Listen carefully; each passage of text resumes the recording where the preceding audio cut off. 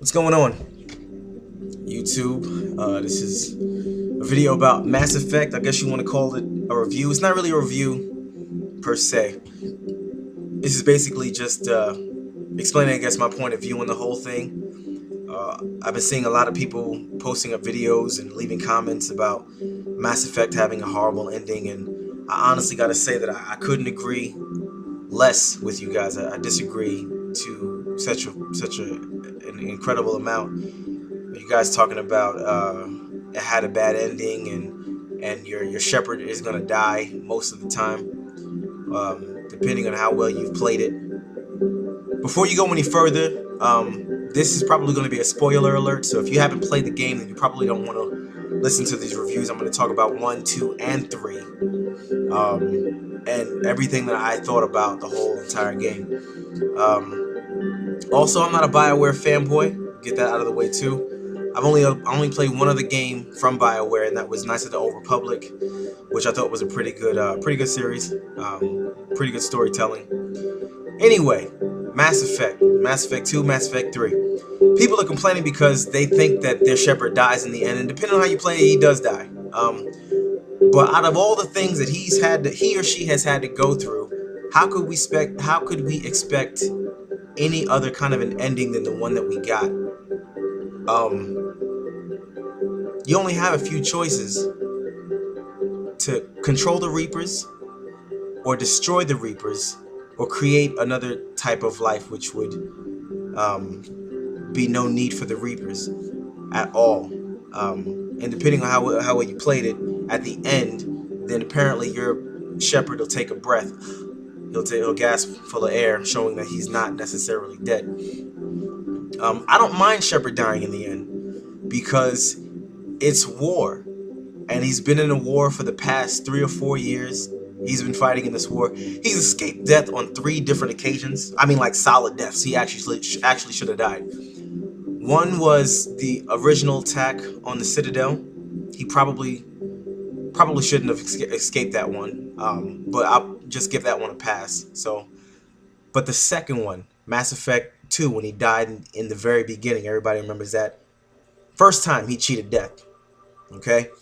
Then in the very end, the suicide mission, going into the Omega 4 relay, and depending on how well you play that game, he makes it back. In all honesty, if this was like a real life event, he's probably not coming back from that. And no one is probably going to come back from that. So that's the second time that he cheated death. You couldn't really expect for him to cheat death a third time.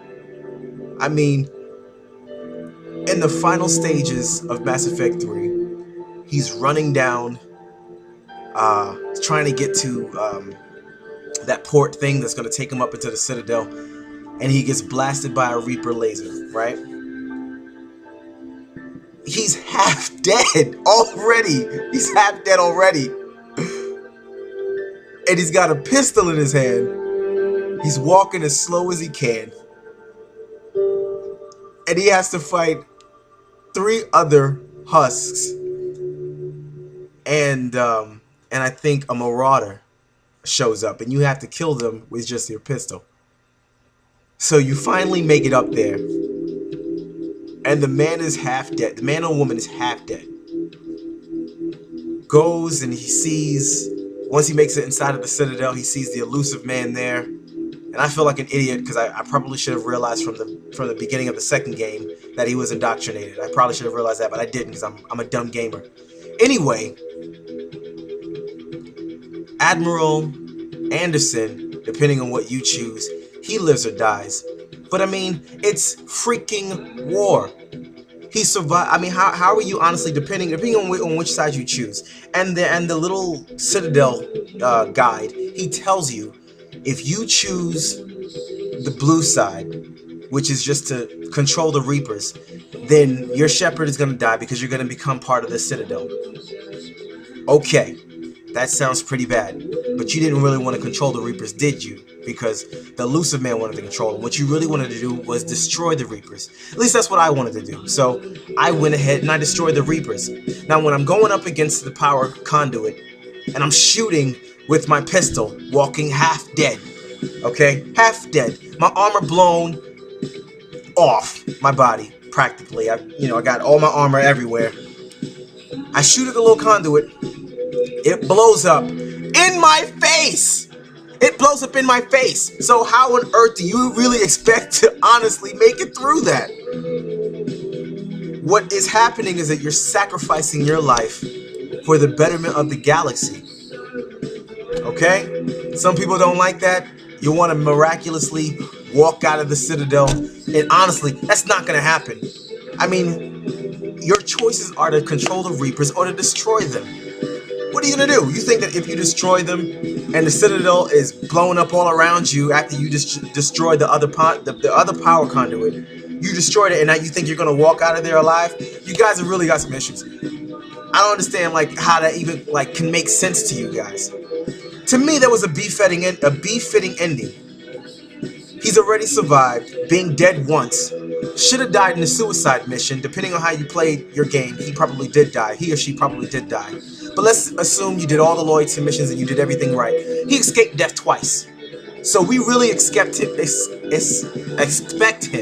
to escape death a third time? Nobody gets that lucky. Nobody gets that lucky. And Commander Shepard should not be any different. He's a human being. We're not talking about some angelic being who can, fly out of there, magically grow wings and fly. No. The man can actually die. So I don't really understand why people are talking about they didn't like the ending and the last 5 minutes of the game ruined it for you. And if that's the case, then honestly, maybe you should start designing video games, because I thought that it was a great ending to a wonderful story. And yeah, so you destroy the Mass Effect relays, and Turians and Solarians and Krogans, they're all stuck on Earth. They can't get back. Sure, but we've seen other movies and other games where things, they ended and they didn't go quite as well as we would have wanted them to. But I guess some of you are just forgetting that this is war. It's war. I mean, people aren't coming home from Afghanistan. You understand that? People are not coming home. So why would we expect in a video game based on some sort of realism that outcome wouldn't be a possibility, that people aren't going home? I mean, when I ran down there, when I was running down to try and get into the Citadel in the very last Mass Effect, Mass Effect 3, I had Liara, my love interest, and I had Garrus on my side. And I saw Garrus on the floor after we took a direct Reaper beam. Yeah, that's okay. So 4 times he escaped death. He took a direct Reaper beam. It didn't even compute with me. He took a direct Reaper beam. Do we not realize what the hell this man has gone through? And you guys think that he's gonna make it out of there alive? Anyway, so we took a direct Reaper beam. I see Garrus there laying on the floor. The man is dead. Garrus is dead. And I'm pretty sure Liara died too.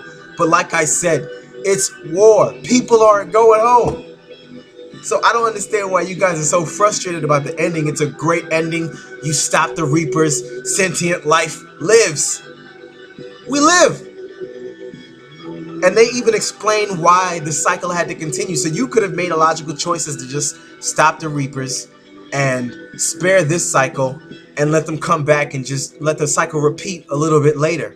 You could have done that, because the Reapers' main goal was to wipe out sentient life so that we did not create artificial intelligent machines who would one day kill us. I mean, to me, it's kind of ingenious, really. I thought it was a great story. I loved the ending. It was one of the best endings to a story that I could imagine that you would have. So all you people talking about, you're disappointed about the story. I mean, look at the evidence, yo. Look at the evidence. Shepard, he died once in Mass Effect 2. Could have died twice in Mass Effect 2. He survives a direct Reaper beam at the end of Mass Effect 3. and you want him to survive an explosion directly to the face, if you choose to destroy the power conduit, it doesn't really seem logical to me. Yeah, so Shepard died, and we were very intimately involved with our characters, and I get it. But I played the story the way I wanted it to be played. I spared who I wanted to spare. I killed who I wanted to kill. I played as a Paragon, by the way. I played as a good guy, because that's normally who I am on my day-to-day basis. But you guys just gotta realize that it's supposed to mimic real life. In real life, soldiers don't always come home. I don't know if some of you played Halo 3, but you know, at the end, if you beat it on like a really easy level, your Master Chief is dead and he doesn't come back. Unless you beat it on a harder level, then you'll see that he didn't actually die. But he's lost in space somewhere. You know what I mean? He's stuck, lost in space. So, like, what do we expect? Do we expect him to go back home to Liara, or to Tali, or to Ashley, or Miranda, or whoever it is that we loved, and we're gonna, create a family and stuff like that? The man is half dead. It was a good story. Played your heart out. I think that you guys should give it a rest, give it a break.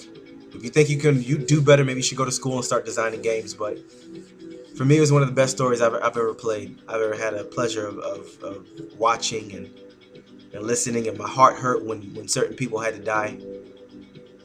And I played the game over several times just so I can get the desired ending that I wanted. So I hope you guys enjoyed my little rant. Stop complaining and enjoy it for what it is. Peace.